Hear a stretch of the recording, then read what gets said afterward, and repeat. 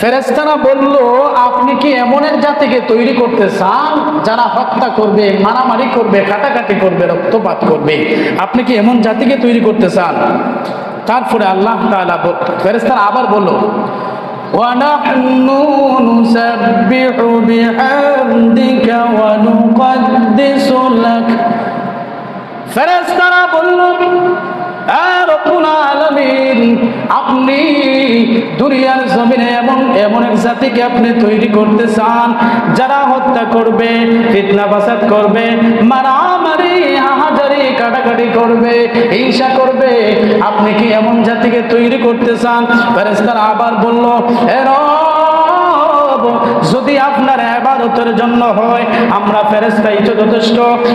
আমরাই তো আপনার প্রশংসা করছি, আমরাই তো আপনার পবিত্রতা বর্ণনা করছি। তখন আল্লাহ তাআলা বললেন,